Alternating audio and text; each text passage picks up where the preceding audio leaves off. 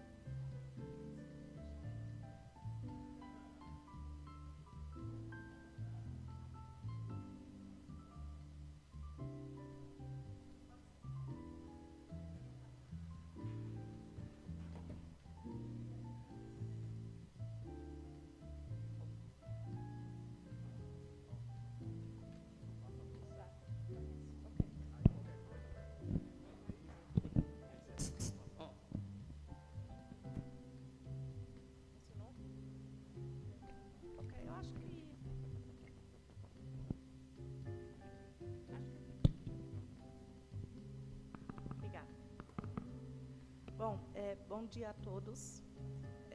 Gostaria, em primeiro lugar, agradecer muito à doutora Raquel Germano pelo convite e pela honra de poder dar a primeira palestra de hoje. Eu vou trazer aqui para o evento um insight sobre o painel intergovernamental de mudanças climáticas, como ele funciona e quais são os principais estudos mais recentes, né, que eles dizem sobre a adaptação às mudanças climáticas. Bom,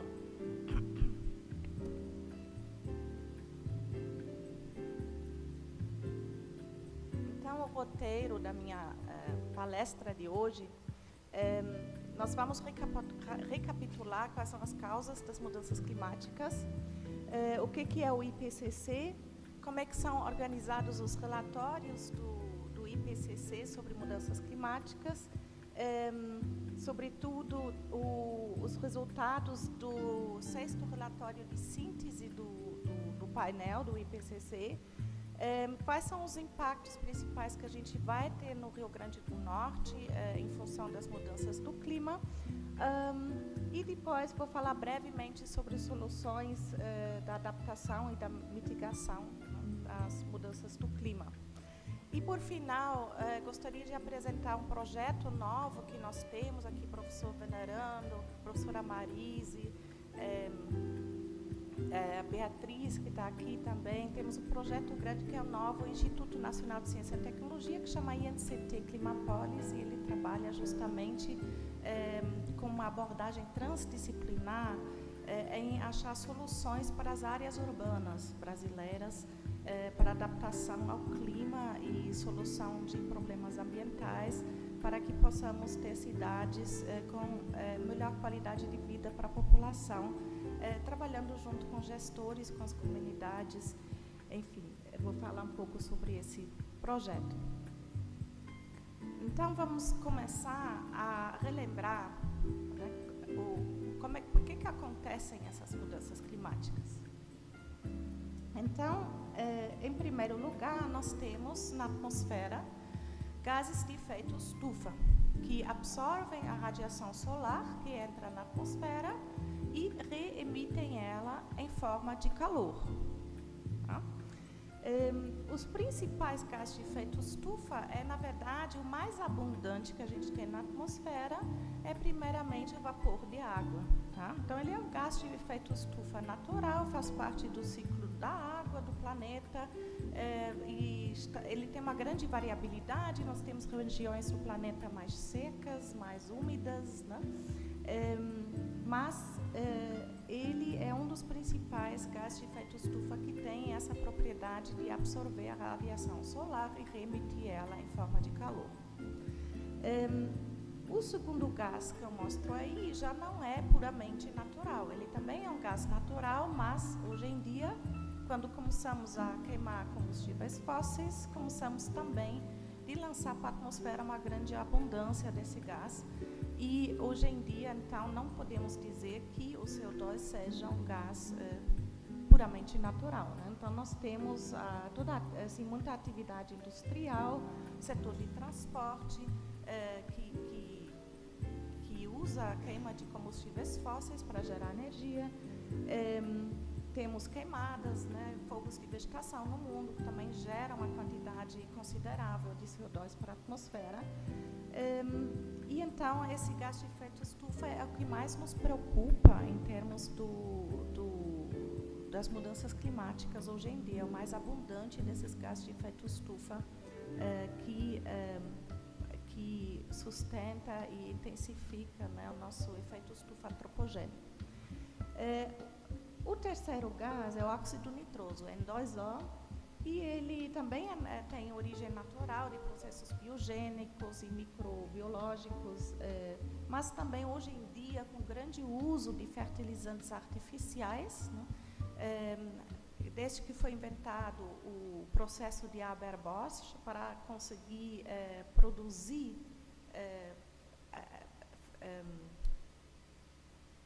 na verdade, ele foi criado na Segunda Guerra Mundial para produzir munição. Tá? Então, era uma dificuldade de usar da atmosfera o nitrogênio para outras composições químicas que contêm nitrogênio. Né? Aí, uma hora, acaba a guerra e, como muitas outras invenções durante a guerra, elas depois acham uma aplicação civil. Né?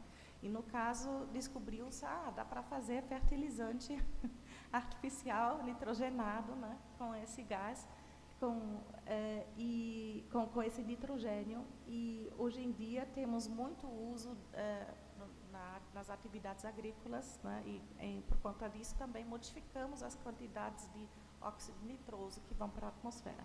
Esses três gases, o vapor de água eu só mencionei por descarrego de consciência, tá? Porque quem é da hidrologia sempre fala para mim, Judite, mas o vapor de água, né?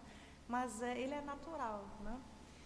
Então, a gente se preocupa mais com esses dois que estão em vermelho aí. Eles estão aí em primeiro lugar, porque eu estou mostrando para vocês, neste momento, os gases que têm um longo tempo de residência na atmosfera. Por que isso é importante? Quando os gases se encontram por muito tempo na atmosfera, eles têm tempo para se espalhar de uma maneira uniforme, e tanto faz se a gente mede aqui ou mede em um lugar extremamente remoto, vamos ter mais ou menos a mesma concentração deles na atmosfera. Né? Então, em inglês, a gente chama eles de well-mixed greenhouse gases, são bem misturados na atmosfera. Né? Quando eles têm esse tempo de residência, que eu chamei aqui de TR, e vocês veem que esses tempos de vida são longos. Então, uma vez que a gente lança o CO2 para a atmosfera, ele vai ficar por um bom tempo. E é por isso, se a gente parasse hoje de emitir esse CO2 todo, a concentração atmosférica ela iria permanecer alta por muitos anos ainda, né? Por centenas de anos. É por isso que é tão importante que a gente pense a mais longo prazo. Né? Mas eu vou trazer também agora um outro grupo de gases que não são todos tão conhecidos, mas que também são gases de efeito estufa. Que são esses gases... Que são esses gases aqui, que em inglês... eles são chamados de short-lived climate forces. Então, são gases de efeito estufa, mas que têm um curto tempo de residência na atmosfera. E um deles é o metano, que é o terceiro gás mais importante de efeito estufa, e ele tem um tempo de residência médio de 12 anos na atmosfera. Isso é considerado curto, né? Então, o metano ainda é mais conhecido porque é o terceiro mais abundante, mas os outros que vocês veem aí, o ozônio troposférico, que é o ozônio que está aqui embaixo, não aquele que está na camada de ozônio lá em cima. O ozônio que está aqui embaixo, que além de ser um poluente e afetar a nossa saúde, ele também é um gás de efeito estufa, mas tem pouco dele aqui embaixo, 90% está lá em cima na camada de ozônio.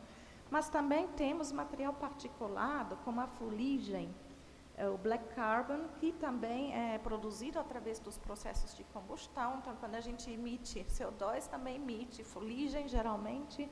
E aí, dependendo dos filtros que a gente tem, cuidados tecnológicos para que isso não vá para o ar, mas sempre vamos ter alguma fuligem indo para o ar também. Então, esse tempo de vida é bem curto, abaixo de 5 dias na atmosfera. Temos temos os hidrofluorcarbonos que substituíram os CFCs, né, que começaram a estragar a camada de ozônio.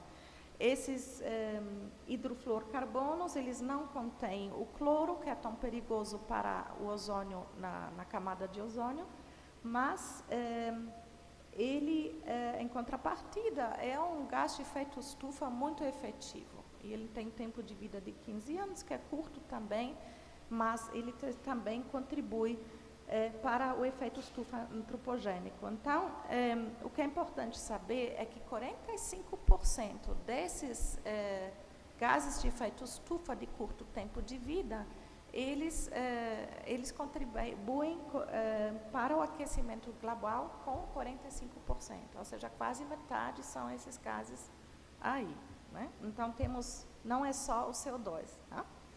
Ok. E aí, o que acontece? Temos, então, o efeito estufa, a radiação chegando na atmosfera da nossa Terra e consegue passar por ela, vai se esbarrando com as moléculas gasosas que a gente tem na atmosfera, entre outros os gases de efeito estufa, vão se esbarrar também com material particulado e outros aerossóis atmosféricos, e uma parte dessa radiação chega na nossa superfície terrestre, uma parte é refletida por superfícies claras, como neve, ou então já antes pelo topo das nuvens, que também são claras e refletem essa radiação, mas uma parte consegue chegar na Terra e a Terra reemite, a superfície da Terra reemite, igual aos gases de efeito estufa, ela também reemite a radiação solar em forma de calor. Tá? Isso é a nossa primeira fonte de calor, que é a superfície terrestre. E aí nós vamos ter um ping-pong dessa radiação de onda longa, de calor, né, entre a superfície terrestre e as moléculas na atmosfera, até eventualmente essa radiação de calor conseguir sair da atmosfera e deixar de aquecer a nossa atmosfera. Tá? Bom, e aí se a gente aumenta a quantidade dos gases de efeito estufa nessa atmosfera, vamos ter uma maior retenção desse calor na nossa atmosfera. E é isso que está acontecendo atualmente. Então, assim, nós temos um efeito estufa na atmosfera, que é o natural e que é muito importante para a vida na Terra. Se a gente não tivesse efeito estufa, a gente teria uma temperatura média de menos 18 graus Celsius na Terra. Isso não seria muito desejável. É uma média, pode ter lugares um pouco mais quentes, mas pode ter lugares também muito mais frios. Então, não é uma temperatura muito boa, 18 graus negativos. Né? Então, graças ao efeito estufa, a gente tem uma temperatura média do planeta de 15 graus positivos. Aqui é mais quente, em outros lugares é mais frio, mas na média são 15 graus. Né? E quando a gente fala do aumento da temperatura média global do planeta, é dessa temperatura de 15 graus que a gente está falando, que os 15 graus é considerado o status natural da atmosfera, e hoje em dia já estamos em 16,3 mais ou menos graus Celsius. Né? Então, é o incremento do nosso efeito estufa antropogênico. Tá? Então, onde é que eu tenho que apontar? Ah, agora foi. Ok, então, só para deixar claro, né, para quem fica confuso com esse efeito estufa, a gente tem um efeito estufa natural da Terra, temos um efeito estufa incremental que a gente gera através dos gases adicionais, que nós lançamos para a atmosfera através das atividades humanas, né? E a soma dos dois gera o nosso efeito estufa efetivo da Terra, né? Então, são os 15 graus Celsius de temperatura média global, mais um incremento hoje, mais ou menos em 1,3 graus Celsius, dá 16,3 graus Celsius. Tá? Então, e esse valor está continuamente subindo. Ok, e agora quero falar sobre o IPCC, sobre o painel intergovernamental de mudanças climáticas, né? O que é o IPCC e o que ele não é, né? Porque também existe muita confusão sobre isso, é importante saber. Quando a gente fala das consequências, né, desse aumento da temperatura global, né, e as mudanças climáticas que são geradas no nosso sistema terrestre, em todos os compartimentos, nos oceanos, né, nos continentes, na vegetação, na criosfera, ou seja, aquela área coberta por gelo permanente do nosso planeta, de onde a gente tira essa informação, né? Há pesquisas no mundo inteiro sobre esses diferentes compartimentos terrestres, assim como a interação entre eles, e o painel intergovernamental, ele avalia toda a ciência que existe, ou seja, todas as publicações que existem de estudos climáticos, e resume o que a gente sabe. São milhares de artigos dos últimos 7 a 9 anos, que é a frequência com que são lançados esses relatórios, e aí publica o que foi, sobre o que há consenso, né, e também fala quais são os assuntos que temos resultados diferentes de pesquisa ainda e temos altas incertezas, né.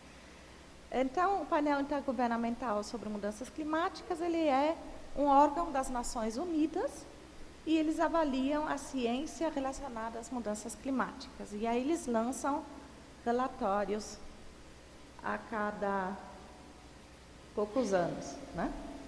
Então, aqui tem uma explicação mais detalhada, né? O que é o IPCC, ele existe desde 1988. A ideia é de desenvolver políticas climáticas, ou seja, fazer uma síntese de toda a pesquisa sobre esse assunto e sugerir o que precisa ser feito, né? Então, tem 195 países que compõem o IPCC e tem milhares de pesquisadores do mundo inteiro que se juntam para fazer esse trabalho, né? Tem grupos de trabalho diferentes para gerar essa síntese dessa pesquisa e dos novos conhecimentos que ganhamos nos últimos anos. O último relatório foi lançado entre 2021 e 2023. Passa um pouquinho no microfone, senão não está na transmissão, tá certo? Tá, ok. Obrigado. Pode levar. Então, o último relatório foi lançado entre 2021 e 2023, porque são vários volumes, né? Já vou falar sobre isso. E o que o IPCC não faz? Ele não faz pesquisa, ele faz a síntese da pesquisa que foi desenvolvida no mundo inteiro, né? Então, essa ideia que eu já ouvi no passado, em comentários, essa organização do IPCC, eles devem ter interesses políticos, mas na verdade é uma organização de 195 países e pesquisadores do mundo inteiro, de instituições renomadas e universidades, né, que produzem, que fazem esse trabalho de uma maneira bastante objetiva, são realmente os especialistas da área, tá? Ok, e aí temos grupos de trabalho diferentes. Tem o grupo de trabalho 1, que produz a base física do conhecimento sobre mudanças climáticas, ou seja, é um pessoal das ciências exatas, né, que produz todo o conhecimento que temos das bases, né, partindo das leis físicas sobre mudanças climáticas. Depois temos o segundo volume, que é do grupo Trabalho 2, que eles analisam o que a gente sabe sobre os impactos das mudanças climáticas, sobre a adaptação e a vulnerabilidade também, porque temos regiões no mundo que são mais vulneráveis, né, temos pessoas que são mais vulneráveis, né, dependendo onde elas residem, do que outras, dependendo das regiões. Então, é uma análise, todo um relatório sobre essa questão. O terceiro volume é sobre a mitigação, ou seja, o que a gente pode fazer para baixar essas emissões para a médio e longo prazo, a gente amenizar, parar com esse aumento da temperatura média global e amenizar as consequências, né, do aquecimento global. Ok. Sim, ainda temos um grupo, uma força-tarefa aí que produz inventários de gases de efeito estufa, né, porque são eles que a gente precisa dessa informação para fazer os cenários, as simulações com os modelos climáticos, para conseguir gerar cenários e ver como é que se vai desenvolver o nosso clima futuro, né, para conseguir avaliar os impactos e para conseguir quantificar o quanto a gente precisa reduzir, quão rápido a gente precisa fazer isso. Hoje em dia já sabemos que é urgente, já era para ontem, anteontem, né, para reduzir essas emissões. E aí eles fazem cenários, se a gente continuar do jeito que estamos fazendo atualmente, as emissões vão continuar aumentando. Aí eles fazem um inventário que mostra esse aumento das emissões, né? Assim, vamos implementar políticas para ter uma economia verde nos países e vamos reduzir drasticamente as emissões. Como é que se desenvolve a temperatura média global nesse cenário, né? Então, eles criam esses cenários de emissões que, então, podem ser utilizados nos modelos climáticos. Aí. Ok, isso, à esquerda, aqueles volumes aí mais clarinhos são os últimos 3 relatórios desses 3 grupos de trabalho. E, além disso, o IPCC ele lança também relatórios especiais sobre alguns temas específicos voltados para algum compartimento do sistema terrestre específico, os oceanos, a criosfera, os continentes, né, o uso da terra. E o outro relatório que houve como é que vai ser o nosso mundo se a gente tiver um aquecimento global de 1,5 graus. Né? Hoje em dia sabemos que é praticamente inevitável, já estamos quase lá.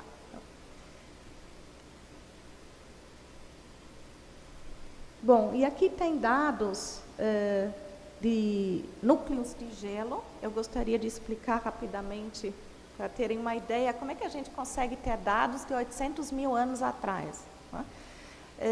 Nós temos o gelo permanente nos polos e é possível tirar núcleos de gelo, e quanto mais profundo o gelo que é extraído, mais antigo, né? Porque a gente tem uma estratificação, né? Cada vez que tem neve vai ter mais uma camada, né? Então, o que está embaixo é a parte mais antiga desse núcleo de gelo.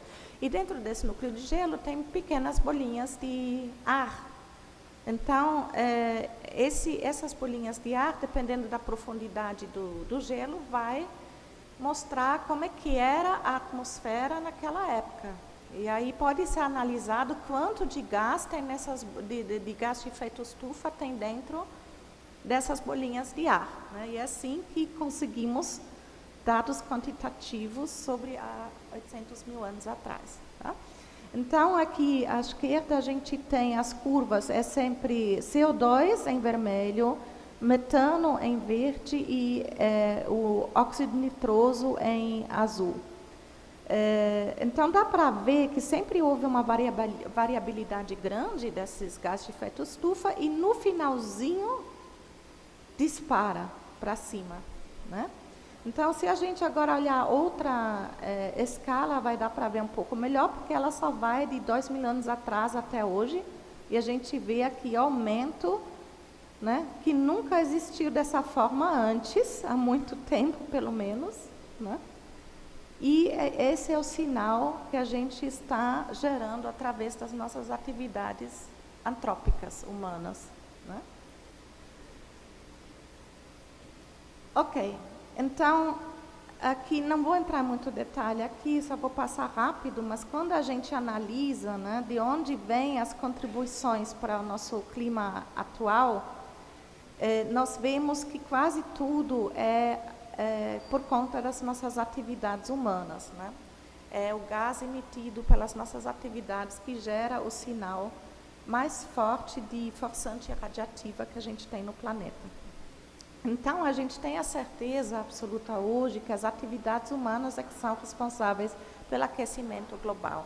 Quem sabe a pesquisa não vai mais negar isso. Não temos dúvidas.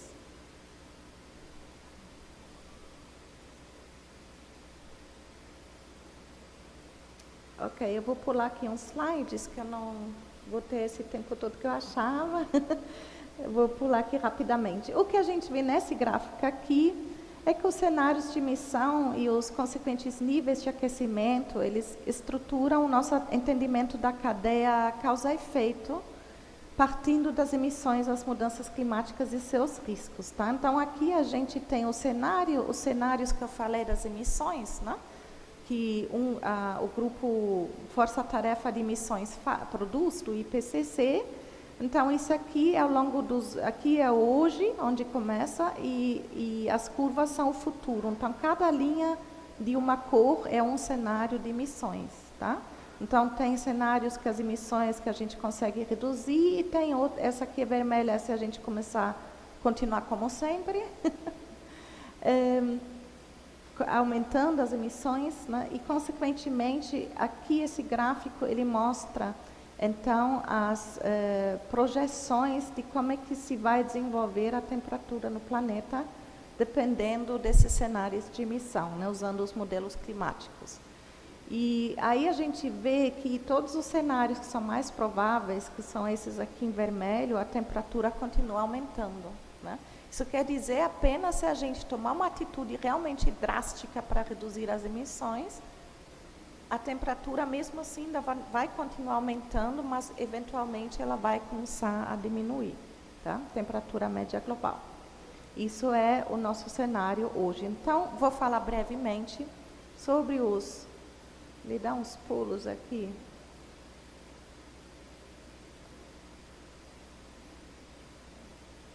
Ok. Então, vou falar brevemente agora sobre os impactos das mudanças do clima, né? Então, a gente tem os impactos ambientais, perda de biodiversidade, vamos ter mais eventos com mais regiões do mundo, e esses eventos vão se intensificar e ocorrer com mais frequência. Tempestades, enchentes, furacões, ondas de calor secas, né? Vamos ter mais incêndios florestais também, que ainda vão emitir mais para a atmosfera dos gases de efeito estufa, né? E temos o aumento do nível médio do mar, né? Ontem o colega professor Venerando já falou sobre as consequências que a gente tem no litoral por conta disso, né? Nós temos consequências econômicas, né, porque o clima vai afetar a agricultura, a qualidade da pesca, as infraestruturas, as cidades, né, e povoados também. Por exemplo, como a gente viu agora, as cidades no Rio Grande do Sul, né, que foram severamente afetadas pelos eventos extremos, as enchentes, né, e as chuvas intensas que as geraram. Depois temos a saúde e bem-estar, que é um dos impactos, né? A gente vai sentir, sobretudo nas cidades, cada vez mais desconforto térmico, que também aumenta a incidência de problemas cardiovasculares, né? Vai afetar a saúde seriamente. Doenças respiratórias, vamos ter as expansões, já temos a expansão das doenças vetoriais, por exemplo, transmitidas por mosquito, como a dengue, chikungunya, zika, febre amarela.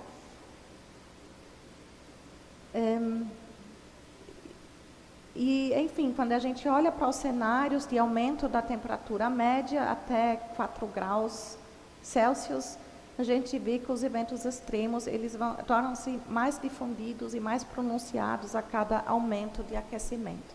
Tá? Bom, além disso, temos impactos sociais, né, deslocamento forçado de pessoas que vão ter que a gente chama de refugiados climáticos, né? Vamos ter muita desigualdade, que geralmente a população vulnerável ela vai ser mais afetada pelas mudanças do clima do que outra parte da população, e vamos ter também os conflitos, né, por acesso aos recursos que vão ficar cada vez mais escassos, como o acesso à água, o solo fértil para plantio, né, e, consequentemente, alimentos. Temos uma questão de segurança global, né, por conta desses conflitos. Vamos ter migrações dos refugiados climáticos, né, e a gente vai ter, os países vão ter que ver como é que vão manter a estabilidade de segurança nacional em função da ocorrência desses desastres climáticos que vão ocorrer, né? Então, os países precisam se preparar para conseguir lidar com esses, prevenir primeiramente, né, os impactos fortes dos eventos extremos, né? Promovendo uma adaptação da infraestrutura, etc. Mas também, precisa uma preparação antes, né, para ter essa segurança global, né? E, além disso, ainda tem toda uma interconexão dos sistemas, como os ecossistemas e a economia são ligados, né? Ecossistemas saudáveis são a base para uma economia estável, né?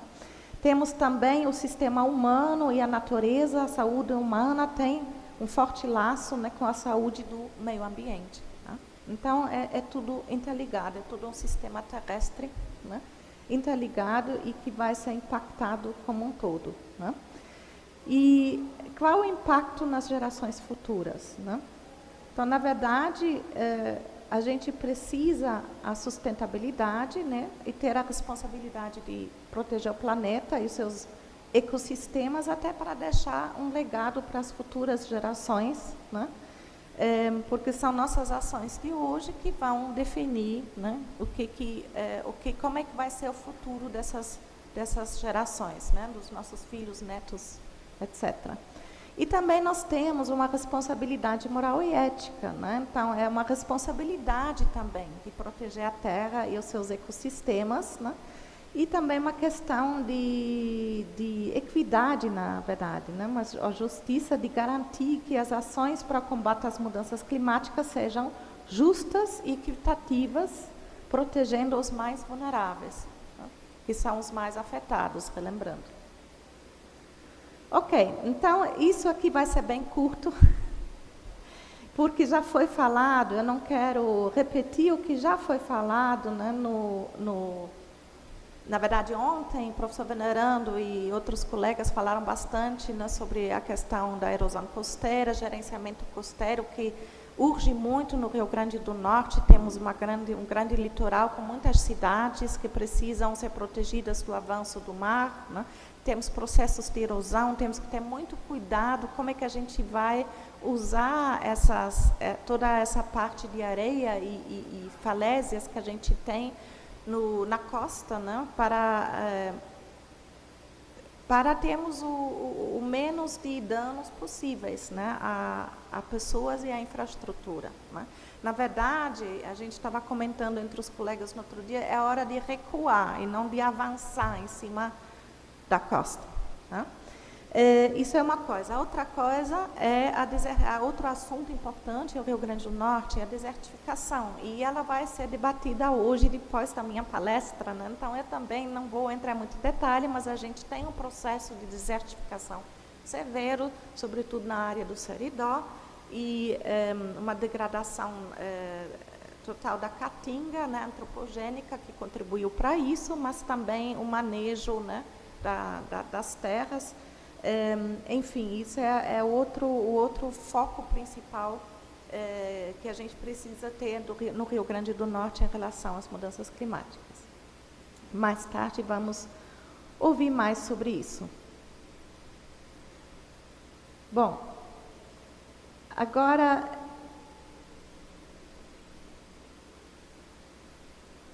por fim, eu quero só falar sobre 2 pontos para terminar, que atualmente o governo está desenvolvendo um novo plano de adaptação às mudanças do clima. Tá? Tem até um site onde as pessoas especialistas podem dar contribuições, levantar os temas que precisam ser abordados. Tá? Isso está disponível publicamente, eu podia ter colocado o link aqui, mas não fiz. E para o governo federal ser capaz de elaborar esse plano de adaptação, ele não consegue fazer isso sem a contribuição dos estados e de cada município. Tá? Porque o governo federal, o pessoal lá em Brasília, não vai saber quais são as áreas de cada município que são mais vulneráveis às mudanças climáticas e quais são os problemas, né? Quais são as vulnerabilidades. Então, os municípios precisam saber isso sobre a área do seu município. E os estados precisam saber quais são as regiões do estado mais afetadas. Né? E esse feedback precisa ser dado ao governo federal. Né? Então, já teve algumas pesquisas com perguntas que foram enviadas e vai ter mais, com certeza, e é muito importante que tenha especialistas em cada município, em cada estado, que lide com essa questão de adaptação às mudanças climáticas e consiga fornecer as informações que o governo federal precisa para o governo federal saber, né, como é que tem que ser esse plano de adaptação. Né? Então, tem que ter essa capilaridade, né, nas 2 direções, né, para que esse Plano Nacional de Adaptação seja bom. O último que a gente tem hoje em dia, ele é de 2016, né, que a gente ainda não tinha a noção da emergência climática que a gente tem hoje. Ok, e por último, para finalizar mesmo, quero falar rapidamente de um projeto alemão brasileiro chamado Climapolis, que é financiado pelo governo alemão, o Ministério de Educação e Ciência, e que se iniciou em 2018 e que lida com a adaptação, a resiliência das cidades às mudanças climáticas, né, especificamente as cidades brasileiras. Tá? Então, tem vários grupos de pesquisa no Brasil e vários grupos de pesquisa na Alemanha que estão se debruçando sobre várias questões, desde recursos hídricos, saúde, qualidade do ar, erosão, gerenciamento costeiro, etc., para abordar essas questões. No contexto desse projeto, a gente conseguiu aqui do lado brasileiro se emancipar também e escrever o nosso projeto aqui. E desde janeiro de 2023, a gente tem um dos Institutos Nacionais de Ciência e Tecnologia, que também chama Climapolis. Ele começou em 2023, é financiado pelo Ministério de Ciência, Tecnologia e Inovação, pelo CNPq, e tem financiamento por agora até 2027 e provavelmente, se tivermos êxito, ele vai ser prorrogado e a ideia é que seja alguma coisa mais contínua. Né? E para tal, esse aqui é o INCT, esse é o nosso logo novo com as faixas climáticas dos Ed Hawkins. E o título do projeto, nosso projeto brasileiro, é Áreas Urbanas Brasileiras em Perspectiva Transdisciplinar. Avaliação, cenários e soluções para adaptação às mudanças climáticas e desenvolvimento sustentável. A palavra transdisciplinar nesse título é muito importante, porque isso quer dizer que a gente não fica só no nosso setor acadêmico, mas a gente dialoga com gestores de todas as esferas e também com as comunidades para achar soluções práticas, tá? Para comunidades vulneráveis. Temos várias sub-redes, então a gente cobre várias áreas de recursos hídricos, eu já falei, né? Não vou repetir. E nós também estamos desenvolvendo uma plataforma de dados que possam ser usados por gestores, né, para avaliar a situação climática do seu município, por exemplo, ou da sua cidade, né? E temos um time aqui, aqui em Natal, o Núcleo Natal, né, ele é composto por vários pesquisadores, acho que não mencionei todos, tem mais, tá? Mas coloquei os nomes que agora ultimamente têm sido mais ativos, né? E eu quero dizer que nós estamos à disposição para colaborar, para compartilhar pesquisas que temos, ou até fazer pesquisas novas que sejam necessárias para a gente conseguir otimizar essa adaptação das cidades brasileiras às mudanças climáticas. E com isso eu vou fechar minha apresentação. Muito obrigada.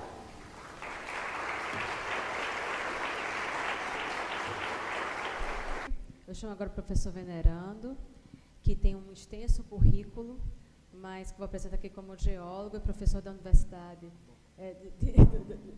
da UFRN, do Departamento de Engenharia, e também integrante do Climapolis.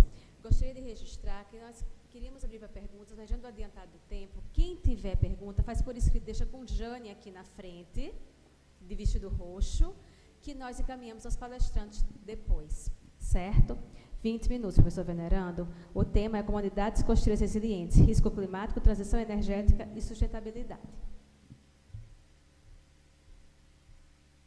Bom, agradeço imensamente o convite, doutora Raquel, é uma honra para mim, eu fico muito lisonjeado com esse convite. É uma oportunidade de quem estuda a Zona Costeira estar aqui com pessoas que batalham por esse espaço há muitos anos. Caso da doutora Gilca, caso de Ana Marcelino, que está aqui, Rosa Pinheiro e a própria doutora Raquel, e para mim é uma honra. E sem esquecer a doutora Marjorie também, que vem nos dando suporte desde esse período aí de 2012. O assunto é bem árduo, né? E eu sinto muito, mas eu gostaria aqui de ser bem objetivo, pragmático, e eu vou tentar não ser pessimista. Esse é o meu foco, mas vamos ver se eu consigo, porque a minha função aqui é trazer algumas informações, alguns estudos técnicos, que é a função um pouco da universidade, para o debate. E essas informações todas que vão ser apresentadas são tendências, né, de discussão, de debate, que eu gostaria muito de aportar ao fórum e a todas as pessoas que aqui se encontram, de todos os institutos, de todos os órgãos, para que a gente evolua e saia desse patamar, que foi muito bem apresentado pela doutora Gilca, de ficar repetindo, né, é um erro de grandes, aliás, um museu de grandes novidades. A gente vive repetindo problemas e a gente não sai do lugar. Eu gostaria de trazer que não há mais tempo de hesitação. E aqui eu estou falando não para vocês, que eu não creio que aqui exista algum negacionista, mas hesitação não dá mais tempo. Nós chegamos num momento que é considerado o tipping point. Ou a gente muda, ou a gente configura, redesenha a nossa orla e redesenha os aspectos climáticos e ambientais desse mundo, ou nós não vamos ter sobrevida. Então eu já passei aqui por um momento agora de niilismo e pessimismo, mas é a tendência. Vamos lá. O enfrentamento aos riscos costeiros, eles precisam imperativamente ser encarados. Agora nós vamos colocar aqui hoje um fato. Eles são isolados, mas eles têm se apresentado de maneiras compostas, complexas. Vários riscos ao mesmo tempo. E aí eu tenho pena da Defesa Civil nesse momento. Que são crescentes, porque o tempo e o clima têm mudado muito rapidamente pela potencialização desses efeitos e as forças interativas que atuam na zona costeira. E aí nós temos que lembrar, a zona costeira ela é um ambiente que está espremido entre as ações continentais e ações oceânicas. O que acontece muito conosco, e eu repeti isso acho que numa fala ontem, nós estamos visualizando a orla sempre do ponto de vista da costa, do continente em direção ao mar, nunca do mar em relação ao continente, que tem avançado. E aí eu gostaria de... E tudo isso é função da emergência climática, que é um assunto que viralizou muito com a Greta, né? Mas ela já vem sendo discutido desde os anos 2000 por outros especialistas. Ações de curto prazo a longo prazo, é isso que nós precisamos. Nós estamos enfrentando problemas que são riscos imediatos de curto prazo e nós precisamos abordar ações de médio e longo prazo, como foi bem colocado aqui hoje pela doutora Gilca de maneira muito procedente. Quais são os nossos problemas? Falta de estudos locais. Apesar de termos as instituições trabalhando arduamente, ainda existe muita ausência de estudos locais que nos permitam fazer algumas ações específicas e mais interessantes do ponto de vista da sustentabilidade. Falta educação. Para mim, educação ambiental em todos os níveis, e aí eu estou falando em todos os níveis, é uma ação mitigadora, ela não é outra coisa em termos de mudança climática que não seja uma ação mitigadora. A gente não pode mais falar em diagnóstico, pura e simplesmente. Diagnóstico é um passo, é uma base de ação. Nós temos que pensar em gestão costeira do ponto de vista de cenarização, de prognóstico. Nós temos que incluir aí tudo aquilo que o IPCC tem feito ao longo de dezenas já de anos, e a gente não tem feito isso. E outra coisa, vontade política. Nós estamos barrando com esse problema. Então, esses aí são os nossos temas que estão nos impedindo de avançar, e nós estamos com uma emergência climática que exige celeridade. Realmente é difícil aqui o negocinho, mas vamos lá, vamos tentar. O que significa um oceano? Ah, desculpa, avançou mesmo. Pronto. A gente está acostumado a pensar em tempo, ar como quente, mas eu gostaria de colocar o oceano. O oceano, ele tem acompanhado a mesma tendência. Esses são os dados até abril de 2024, mostrando que os oceanos estão aquecidos. E para nós, com essa minha visão de que eu estou no oceano e estou encarando a Terra, os oceanos, eles têm uma função primordial e nós não colocamos eles dentro das nossas pautas de discussão. Nós precisamos acrescentar dentro dessa pegada de oceano o que? Os cenários de aumento do nível do mar, que já está estabelecido pelo IPCC. Nós precisamos colocar os cenários prognósticos de avanço do nível do mar, mais as energias que esse oceano vem trazendo, e isso é o que vai acontecer. Nós estamos dentro de um enquadramento muito preocupante, porque os oceanos aquecidos, e esse é um tipping point, os oceanos vão continuar aquecendo e vão continuar subindo. Nós temos algumas problemáticas relacionadas a isso, o que é o nível do mar subindo, mas todo mundo pensa que o nível do mar sobe igual na banheira, com um patinho de borracha, não é isso. Ele sobe ali daquela forma, mas nós temos uma energia associada, que é a energia das ondas, dos ventos, das correntes, que empurram mais energia e mais água para cima dos continentes. Nós temos que associar isso, nós temos que juntar tudo isso. E aí eu falo das questões relacionadas ao perigo, que isso integra na zona costeira. A gente já falou, a doutora Gilca já falou bastante sobre a questão da erosão costeira. A erosão costeira é um ponto que nos chama a atenção imediatamente, mas eu quero alertar que junto com a erosão vem a inundação, a água do mar avança, a água do mar salgado avança sobre o continente, e em muitas situações ela não volta mais. É aquela história que todas as comunidades dizem assim, o mar veio retomar aquilo que já foi dele um dia. E nós temos que ficar atentos ao Rio Grande do Norte, que tem situações muito favoráveis do ponto de vista da sua linha de costa, da sua zona costeira, que favorece esse avanço do nível do mar sobre as áreas planas e baixas. Natal tem uma parte da cidade inteira que é uma zona plana e baixa, e que o mar vai avançar para cima. E eu não quero ser aquele pessimista, mas é o que a gente está prevendo em cima dos modelos prognósticos. E ao mesmo tempo nós somos uma zona inteiramente favorável ao processo erosivo. Nós temos mais de 70% do estado já em franco processo de intensa erosão. Nós não estamos falando de erosão que vai acontecer, ela já está acontecendo há décadas. Aqui é só um quadro para a gente perceber que o que acontece em termos de mudança climática. O mundo está evoluindo para uma situação de um novo estado de equilíbrio, e esse estado agora já está acabando, e é aí que vem o tipping point. E aí eu gostaria de falar não só o nível do mar subindo, mas os eventos extremos de precipitação. E aí vem a preocupação quando esses eventos se somarem. Imagina um dia em Natal com alagamentos dentro da cidade por causa de uma chuva extrema, o avanço do nível do mar sobre a cidade, e mais outros efeitos catastróficos de erosão e inundação que acontecem na orla. Para onde a gente corre? Qual é o ponto de apoio que você, dentro da sua comunidade, do seu bairro, vai correr para ele? Eu vou mostrar alguns mapas no final, se eu conseguir. E aí, só para entender uma coisa, as energias em termos de altura, por exemplo, de onda, a gente vê a onda no mar, mas as ondas têm aumentado a sua altura, a sua amplitude. Isso é energia chegando até a linha de costa. Vamos lá, então todos esses elementos são que deveriam estar sendo avaliados. Esses relatórios que a gente envia, que emite, as instituições de pesquisa fazem, eles têm que se preocupar dentro do universo costeiro com todos esses aspectos. São todos pontos de ação, de pesquisa, de observação. São vários dentro do universo do continente, outros vários dentro do universo das forças motrizes oceânicas, e mais ainda, aquilo que antropogenicamente já alteramos na costa. Por exemplo, as estruturas artificiais. Doutora Gilca, eu não preciso mais falar sobre isso.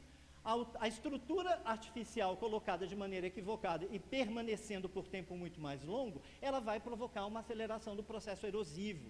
A gente tem que lembrar as pressões de uso da terra. As pessoas querem ocupar esses espaços e se colocam sobre risco. Eu fico imaginando aqueles terrenos da via costeira, o dia que um desses edifícios, que vão custar fortunas, começarem a ser ameaçados pelo mar. Vão bater na porta de quem?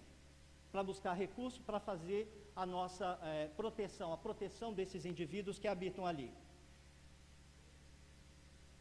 Aqui eu queria trazer esse quadro, esse universo. Aqui é o que me preocupa hoje. Isso já está nos relatórios do IPCC desde 2019. É quando os compostos ali que estão relacionados aos riscos costeiros, eu estou falando especificamente costeiro, eles se somam, né? Eles se somam em cascata. Então é tudo isso junto, né? Como é que a gente vai fazer? Aí nós temos que lembrar, e é aqui que eu acho que é uma mudança de paradigma para que nós comecemos a observar. Não adianta falar em risco isolado, a gente tem que falar em risco composto. Não adianta nós pensarmos só do ponto de vista exclusivamente climático, coisa que nem fizemos ainda. Nossos planos e diretrizes, por exemplo, do plano diretor, não fala das mudanças climáticas e não inclui nas mudanças climáticas cenários para permitir a ocupação de alguns espaços. Isso me surpreende em 2021. Além desses drivers, dessas forças, eu tenho que lembrar que todos esses elementos, eles se associam às alterações antropogênicas. E aí nós temos que pensar que um altera o outro. A partir do momento que eu coloco uma sociedade, do ponto de vista antropogênico, em risco, eu aumento a vulnerabilidade dela e aumento a exposição. E aí entro no ciclo de um risco em cascata. Aqui, as soluções, a interseção desses elementos. Hoje aqui o Dr. Vinícius falou muito claramente sobre as questões de adaptação, de mitigação, planos de adaptação, mas nós temos que ter todos eles. São diferentes escalas e diferentes objetivos. É muito importante que a governança entenda isso definitivamente. Nós temos que pensar em planos de mitigação? Temos. Existe hoje ali uma série de diretrizes para isso. Nós temos que pensar em planos de adaptação? Sim. E os nossos planos de adaptação, eles têm que ser preventivos. Nós não podemos ter planos de adaptação depois que a porta estava aberta, o ladrão entrou e catapultou a gente para uma tragédia, para um desastre catastrófico. E nós temos que pensar em solução de curto prazo, uma situação de resiliência. Nós temos que, na resiliência, aí é um ponto importante, quando eu falo em resiliência, é uma preparação prévia da comunidade, para um novo espaço, para um novo tempo de mudanças que nós vamos enfrentar. E aí nós temos que garantir, nos projetos de resiliência, que as comunidades consigam melhorar de vida. Não é só sobrevida, a gente tem que pensar em melhoria de vida. E é isso que está nos documentos que estão relacionados a isso. E a gestão de risco. Qual é a nossa gestão de risco? Alguém já perguntou para os nossos gestores, qual é a nossa gestão de risco em caso de alagamento em Natal? Naturalizamos o alagamento. Todo mundo aqui sai de casa depois que a chuva passou e que passou uns 10, 15 minutos para a água escoar. É inaceitável. Em 2021, nós temos uma gestão que não prena em gestão de risco de alagamento. E de erosão, doutora Gilpa? Quando é que nós vamos passar desse ponto de ficarmos discutindo constantemente sobre o quadro de erosão no Estado e não conseguirmos atuar de maneira efetiva? Aí eu penso, aqui nós atuamos, aqui nós precisamos ter estudo, porque isso é monitoramento. Nós temos que levar isso adiante, porque é daí que nós vamos tirar os cenários cada vez mais específicos e melhores para que as nossas decisões dentro da governança sejam apropriadas. Então, nós temos que continuar estudos, que está muito na mão das instituições de pesquisa e ensino, que não tem muitas vezes recursos para isso. Então, a sua fala, doutor Vinícius, é muito importante para que a gente consiga visualizar como é que nós vamos cobrar também que o Estado participe disso aqui. Aí vamos lá, para alguns casos, bem rapidamente, alguns casos de erosão e inundação marinha no Estado. Eu tenho alguns amigos aqui, o Itata ali, que é um exemplo de batalhador pela região costeira. Olha só, aqui é o Estado do Rio Grande do Norte, na sua porção do litoral setentrional. Tudo que eu estou mostrando aqui passou por erosão e hoje enfrenta inundação marinha. É a água do mar avançando sobre as cidades, colocando pessoas em risco, inclusive de saúde, inclusive de falta de água. A gente não percebe porque está um pouco distante, né? Mas tem aqui alguns parceiros que a gente poderia conversar com eles e entender a dificuldade que é. Algumas ações, né, importantes de pessoas que avançam para cima do litoral e depois querem soluções de engenharia com seus resorts. Todos esses locais, existem municípios, todos os municípios do litoral setentrional estão enfrentando essa situação. Eu quero mostrar um exemplo que eu nunca mostrei. Eu sei que muitos de vocês estão vendo essas transparências pela milésima vez, mas eu gostaria de mostrar um caso em Areia Branca. Isso aqui é o trabalho do Leon Aguiar, que foi diretor do IDEMA no seu doutorado. E olha só, isso aqui foi uma inundação marinha que a gente observou lá na região de Areia Branca desde 1950 relatada. 1950. E olhem só que todos os nossos trabalhos de modelagem, a gente percebeu que aquilo que nos modelos diziam tempo de retorno de 100 anos, ou quer dizer, daqui a 100 anos vai acontecer outra, começaram a acontecer 2 vezes a cada 5 anos. E aquelas que a gente pensava em, aliás, eu falei em 100 anos, em 1000 anos a gente começou a ter 2 em cada 5 anos. Ou seja, isso é inaceitável que a gente não reflita a respeito. Aí eu quero colocar uma questão muito importante. Olha o plano diretor, que depois dessas informações apresentadas, e a gente não precisa ir muito longe para ver planos diretores que não consideram, a gente não precisa ir para o Rio de Janeiro, a gente não precisa ir para São Paulo, esse é um exemplo. Olha o que aconteceu com as áreas adensáveis. Isso aqui é inundação, isso é inundação, isso é inundação. Olha para onde estão as áreas adensáveis. São populações que estão indo para essa região absolutamente de risco. Olha as áreas de interesse social. Isso é absurdo, as pessoas colocando áreas de interesse social em áreas de inundação. E as pessoas comprando seus imóveis. Aqui existia o plano Minha Casa Minha Vida instalado nesse local, que era uma grande baixio com inundação frequente nesses espaços. Eu nem vou dizer o resto, né, as áreas de recuperação e as áreas de cultura. Eu vou avançar mais um pouco para as regiões de risco costeiro. Isso aqui é um dos trechos no mundo de maior quantidade de erosão costeira, de movimento de massa, pelas correntes e pelas ondas. Vejam isso aqui envolve Galinhos, Diogo Lopes, Guamaré está aqui, Macau e Porto do Mangue. Todo esse setor na foz do rio Açu, Piranhas, ele só tem locais aqui que em 2 anos nós observamos a movimentação de uma ilha por mais de 1,5 km. Estou certo ou errado, caro Itá? 1,5 km de areia se movendo em um ano. Aí olha só a solução, manguezais, lá está cheio de manguezais, certo? Franjas de manguezais, porque foram destruídas pela cassinicultura, grande parte delas pela salina e depois pela cassinicultura. O que acontece? Nós fizemos uma modelagem, é um trabalho fantástico de uma aluna de doutorado, que ela fez o seguinte, eu vou fazer uns cálculos aqui, usando os mesmos paradigmas da OCDC que o doutor Vinícius mostrou hoje. Se nós perdermos os manguezais que estão ali, para a recuperação dessa área e manutenção dessas comunidades, nós vamos gastar 145 milhões de dólares. Certo? São 50 quilômetros de área enrocada. Por que enrocada? Porque as comunidades vêm em Natal fazendo, querem fazer do mesmo jeito.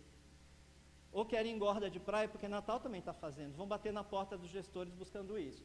E aí a gente fez um cálculo, para a gente fazer a manutenção dos manguezais e a recuperação e restauração de manguezais, nós vamos gastar 21 milhões. Isso não está na gestão de ninguém. Opa, vamos lá, me ajuda. Isso aqui é mais um exemplo de lá, isso é a cidade de Macau, eu já mostrei isso em alagamentos, que hoje tem tempo de retorno de 20 anos no modelo, mas acontece quase todos os anos. Olha o que fica de fora, o cemitério da cidade, o resto da cidade fica dentro d'água. Isso é bem interessante, né? Ali, desculpa, eu vou citar também Diogo Lopes, né? Guamaré, tudo isso ao mesmo tempo, isso aqui foi numa única faixa de alagamento que aconteceu num determinado período de ressaca marinha.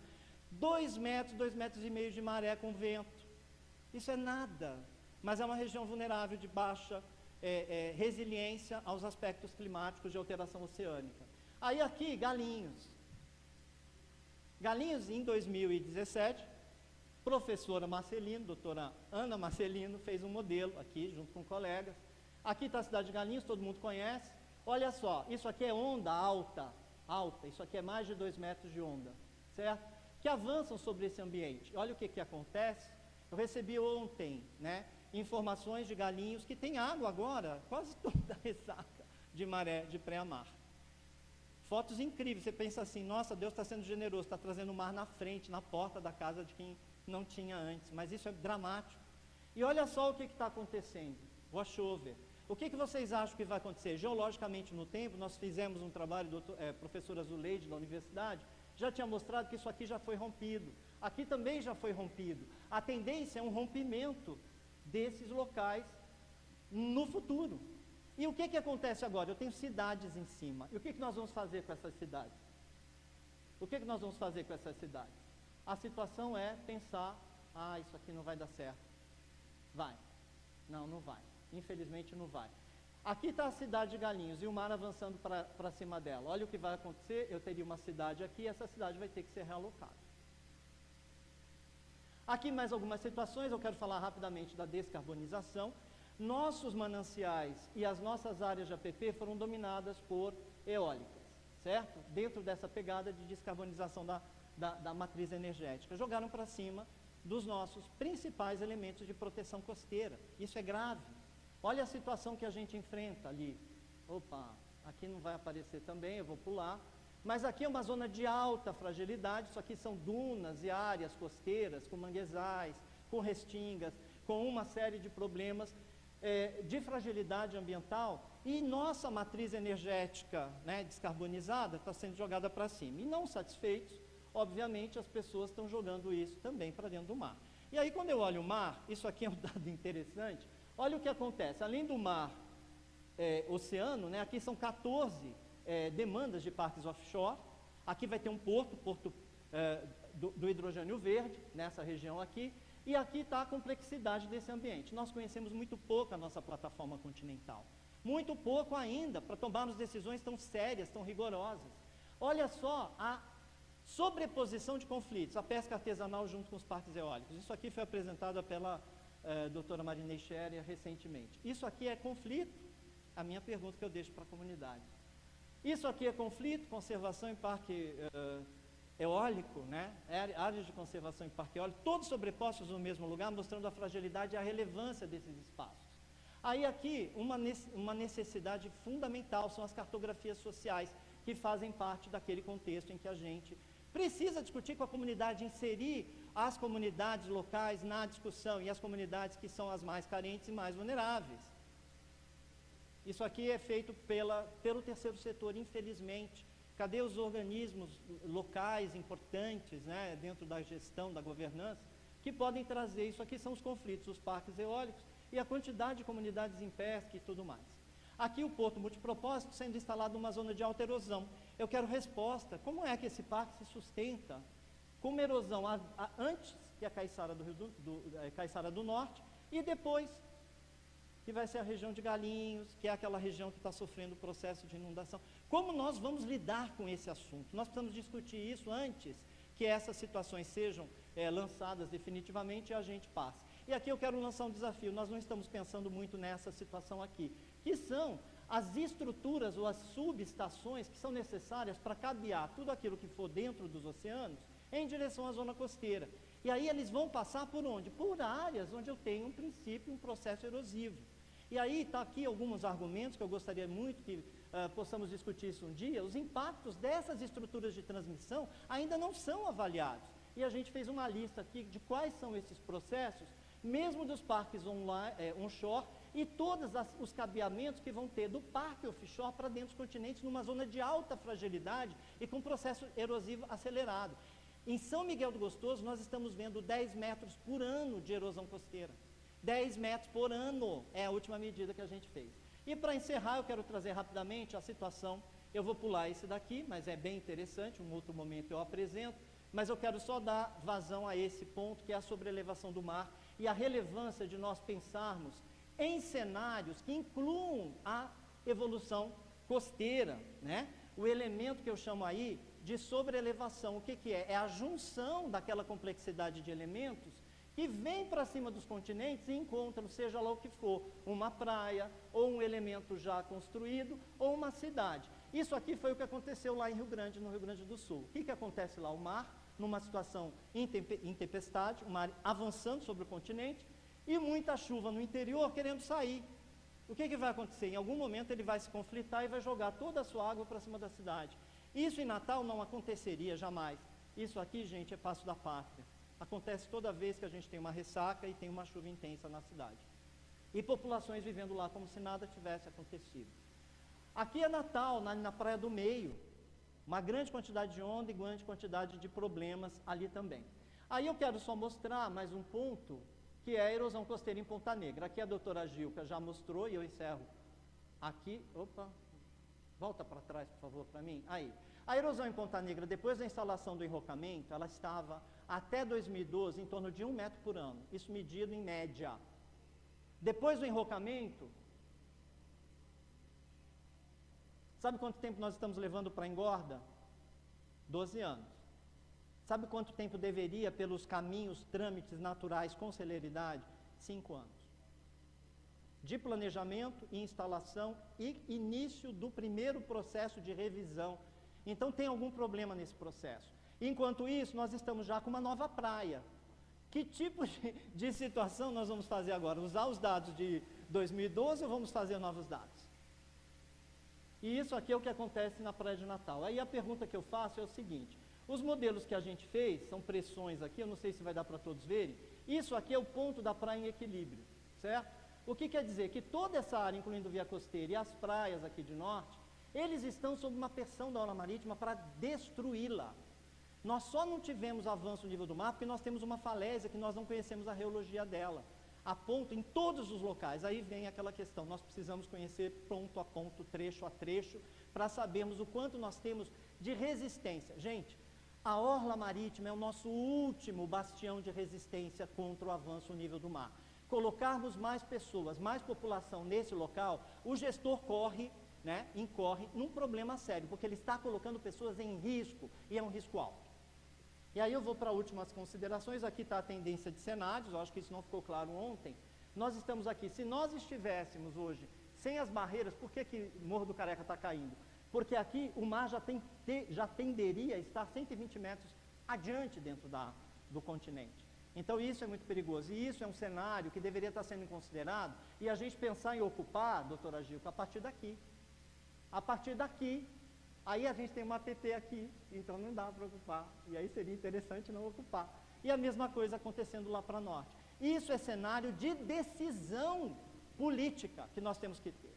E aí eu vou acabar, aqui inundação, aqui eu não vou falar muito, mas são as soluções, e a senhora já falou um pouco. Quais são as soluções? É recuar, não é colocar pessoas lá. Se você quiser colocar alguém, coloque em palafita. Coloque edifícios com 2, 3 andares acima do... Estou ironizando, óbvio. Faz proteção, essa proteção pode ser um sistema baseado na natureza? Pode ser, certo? E aí a gente tem compensações. Ou então retira essas pessoas desse local. E aí, para encerrar mesmo, aqui as minhas considerações finais, eu não vou lê-las, mas eu quero dizer que para construir comunidade resiliente, nós precisamos tomar algum cuidado sobre aquilo que a gente está falando. A gente tem que pensar em soluções viáveis, baseadas na natureza. Esse é o ponto-chave do processo. A segunda questão, todos têm que ter incluídos, então tem que ser equitativo, não pode ser prejudicial para o mais pobre. Segunda questão, antecipação dos eventos, e não convivência exclusiva com os eventos. Restauração e melhoria da qualidade de vida das pessoas. Não só a resistência, não, vou te dar ali uma cabana para você suportar. E a última coisa são ações urgentes. A gente precisa de construir um plano de adaptação. A gente precisa de construir um plano de resiliência às mudanças climáticas. A gente precisa, igualmente, pensar em soluções de mitigação desses impactos. Mas são coisas diferentes, em escalas temporais diferentes, em escalas espaciais diferentes. E aí eu quero agradecer, doutora Raquel, ao seu convite e a sua paciência comigo, sempre. E a doutora Marjorie e todo mundo que está aí.